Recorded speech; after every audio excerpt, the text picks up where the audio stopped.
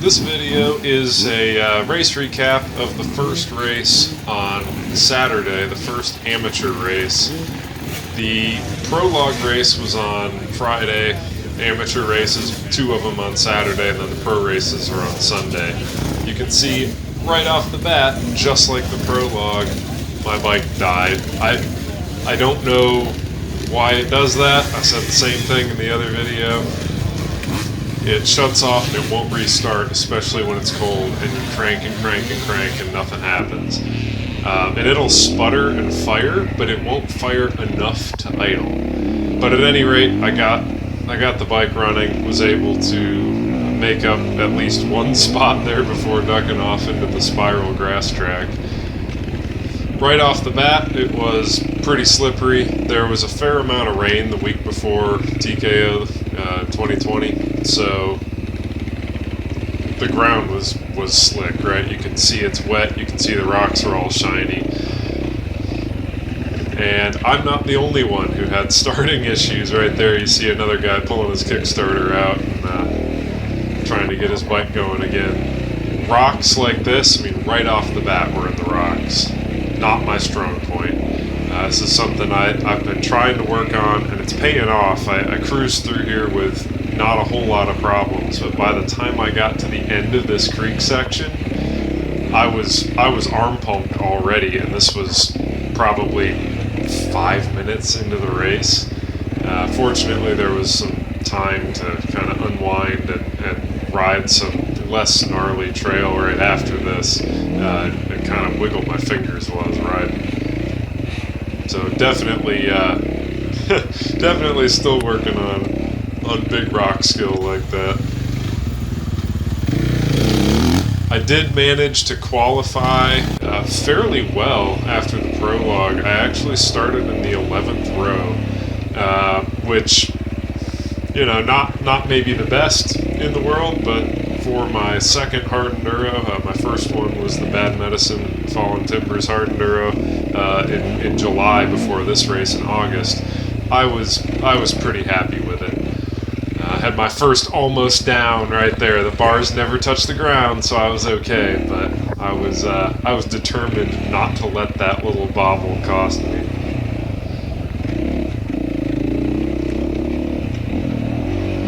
So once we got out of the rocks, things opened up, and honestly, there was a lot more of this kind of flowy, almost hair scramble trail than I expected. It was really nice because it gave you a break, it gave the bike a time to cool off, but then you'd hit these hills that would just go on forever, and, you know, snotty, rocky stuff that just sucks all your momentum, and at least for me, at my skill level, you end up just beating on the clutch or spinning the wheel and wearing yourself out. You see, already we're at a bottleneck here, and I waited in line for a long time there. I cut it out. It's super boring to watch. Guys trying to go to the left, to the right, go around the line. All of them got hung up really, really badly, so I just waited. This is what was causing the bottleneck. And this is why I was glad that I was in row 11 and not further back, because, I mean, it took me a couple minutes to get my bike across this because I just did it so poorly, and a lot of people were doing the same thing I was doing. So that costs you a lot of time when you're trying to qualify for the next race. So lots of frustration from people in the line. I know I had adrenaline going, which is why I did so badly through here. I really, really, really need to work on calming the adrenaline down, making sure I do a better job of picking a line through that stuff, where it's really critical. Okay. But I made it through, and that was the only bad bottleneck of the whole race, and that bottleneck wasn't there for race 2, which ended up not mattering. But for race 1, this Saturday race 1, it held a lot of people up. I heard people talking about it later. So we did this little downhill after that, and then got back out on some trail where I could cool off.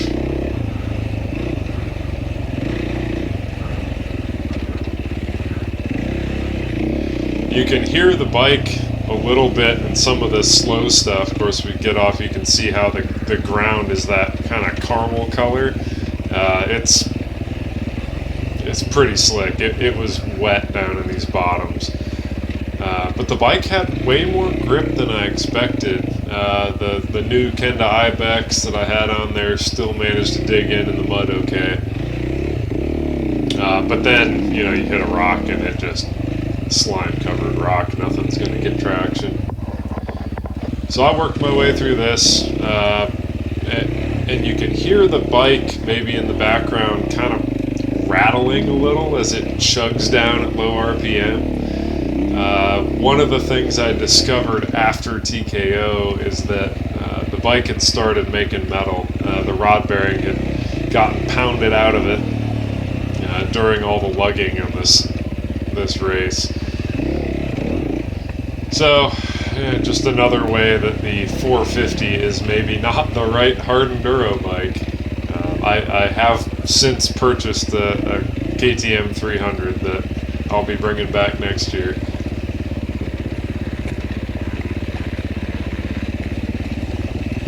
A lot of this stuff, I mean, the downhill rocks were okay because I could just roll over them, use my momentum.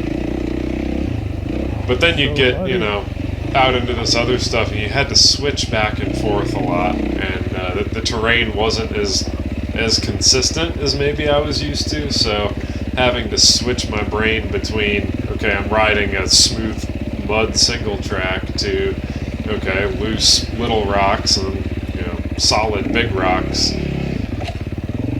I guess I'm not used to that quite as much. Because I would plow into stuff too fast after a smooth trail section, and then I would just kind of be dawdling along. Now that I'm watching the videos, I didn't notice it at the time, but I would just be dawdling along a trail I can go much faster on because I was expecting or used to rocks or some obstacle coming up and didn't want to blow into it or something like that. So, good mental practice. It's definitely mind games in addition to being intensely physical. See, the guy in front of me has a yellow Camelback on. There's a couple guys you'll see kind of routinely in the video. That's one of the guys. There's another guy on a Yamaha with blue spoke covers on it. It was kind of interesting. Once the race settled out, you ended up riding with the same people most of the way. So it was kind of the same 5 or 10 people that I'd see, and I'd get hung up, they'd pass me, they'd get hung up, I'd pass them. So it was interesting, and it did build more of a sense of camaraderie among riders, I'd say, than a hare scramble where you're just racing and then you're talking later. Here, we're all getting tired in the same spot. We're stopping for a breather and commiserating about the conditions.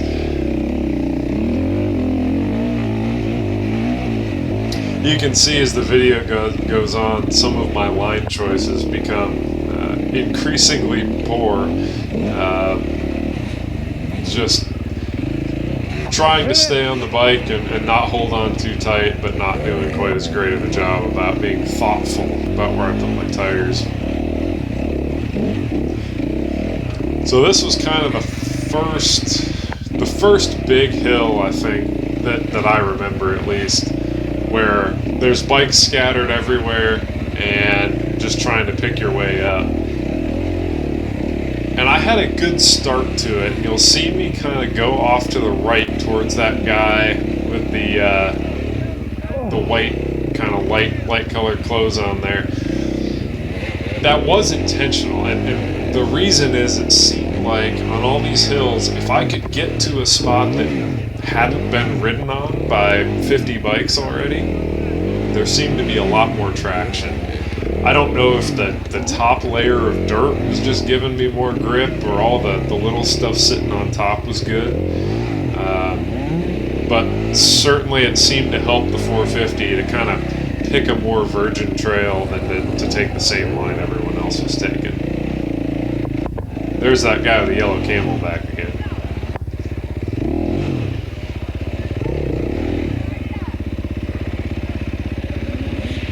A lot of the stuff you'll see from here on out on these hills, you'll see me stop and take a breather like that rather than trying to like keep fighting the bike. A lot of my thought was, I want to do this once and I don't want to drop the bike. One of the things that I'd learned at the Bad Medicine Hard Enduro is that I tend to drop the bike or just do stupid stuff when I get really tired and pushed like that.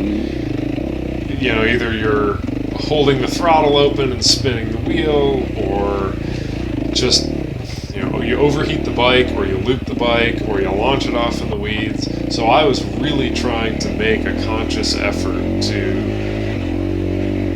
like, if I was losing control of the bike, just wait for 10 seconds and then go. And that helped a lot.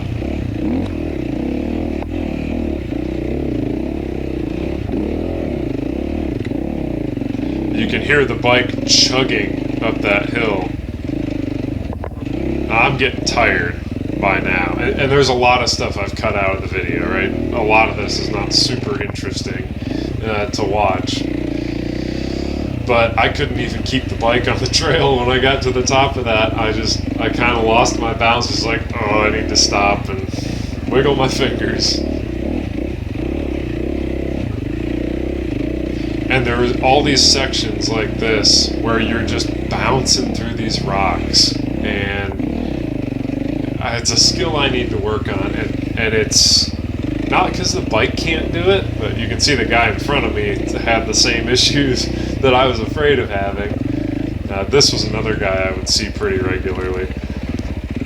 But I was always afraid of washing that front wheel out. I just did not trust the bike to carry its momentum and go straight. And I think watching some video of the really good riders, like going through this kind of thing, they would just lean back, keep that front end light, and let it dance between the rocks. Where for me, as soon as I felt it slide one way or the other, I'm clamping down with my hands and hanging on with my knees, and you know, there goes all the traction that I had because the bike's just getting pushed around now. This hill was another really nasty one. In the second race, spoiler alert, I did qualify for the second race. The second race I took the same line. I went off to the right like this, and it was way worse. Not because the hill was worse, but because I was already tired. So this race was a 2.5 hour race in the morning on Saturday. The afternoon race was only 2 hours after this one on Saturday, also a 2.5 hour race. So by the time I got to this point in race 2 on Saturday, I was done. I was so tired. So, and you can see even now, like every inch is a struggle. But it's also motivating. Like taking your helmet off and putting your head on the bars like that, the guy just rolled by, that is not an uncommon thing at TKO. But it's something that I tried so hard not to do. I did put my head down, but my helmet never came off. If my helmet comes off, I better be like hurt or done, because I'll sit there way too long as soon as that helmet comes off. You can see the close call there. The front wheel hit a couple of those mossy rocks and just skipped across them, and you know, again, trying not to drop the bike. I don't want to have to pick it up. I don't want to break anything either, right? Another hill, this one was actually going really, really well for me. I had a nice bit of momentum here. The bike was moving, and then I got traction suddenly, and I was leaning back trying to get traction, and I didn't want to loop it. I mean, it's a Husky 450, and Husky means plastic subframe. It's pretty strong subframe, but it doesn't really bend. It breaks.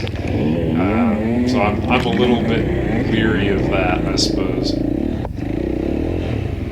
I did find this way around here. There were a couple bikes down on the hill past me, and I didn't know if I could get through there. Plus, since I got hung up anyway, it seemed like an opportunity to get some momentum. So, found a little bit of a way around, and by the time I got to the top, I'm just idling. I'm like, I have to catch my breath. I have to relax. This guy you'll see again, another yellow Camelback, but a different guy. You'll see that kind of tweaked front fender he had in a couple more clips here. So we come down this hill, and this section is called Uphill Swamp. And this is one of the key spots of TKO, one of the big challenges, at least for the amateurs.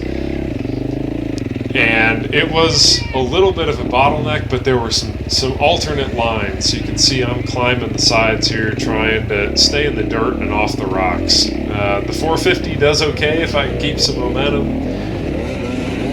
I can't push it when it's on the slick rocks. It's just too heavy. I've weighed it. It's about 265 pounds. These 300s that people are riding and the 300 that I just picked up are about 235. So that extra 30 pounds is a big deal. My girlfriend, as you can see, was standing there taking some video as well.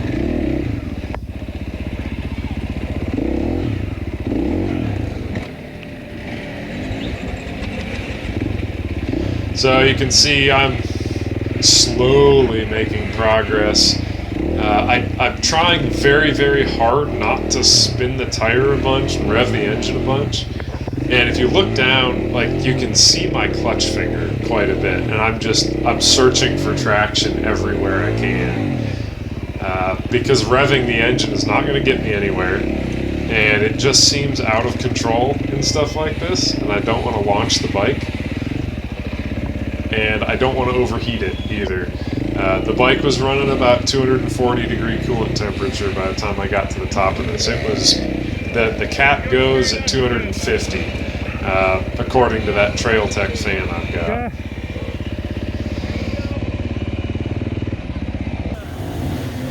Did you run into the line? No, there's a bottleneck. He's waiting. He's waiting.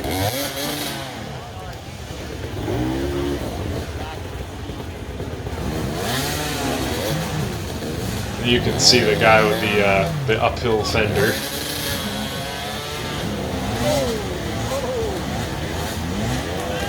It was just so slippery. And of course, with all the spectators, you're trying not to look dumb. Trying not to make mistakes, even more so than normal.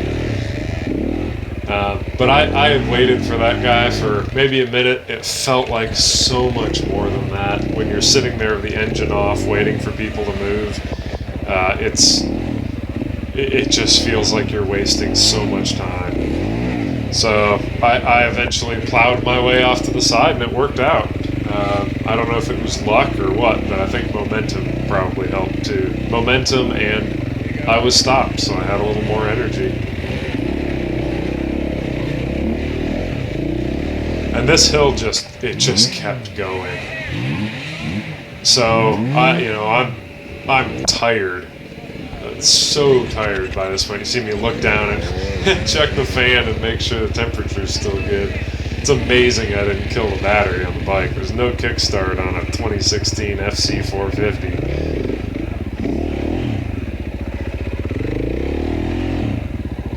But this hill just kept going, and I was trying to think about it inch by inch, rock by rock. I was past the point of getting any momentum, really, so if I could just carefully pick my way through. I never did drop the bike going up Uphill Swamp. I got stuck a lot of times, but the bike never hit the ground.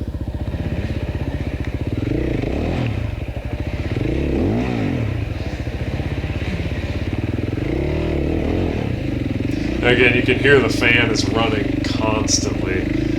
I think it ran the whole race after the start. The bike never cooled off enough to shut the fan off. So even right after Uphill Swamp, there was more rocks. Like, it just, you got a little bit of a breather, and it wasn't steep uphill anymore. But by this point, I was so tired that it didn't matter. A rock was a rock, and it was gonna throw me, and I was paddling, and I didn't care. So I got to this point, I saw all these bikes stop. This is one of the places that I stopped for a couple minutes and put my head on the bars. It was a long, rocky climb to get there. You see the guy next to me, it was actually a pretty good view of how little grip there was.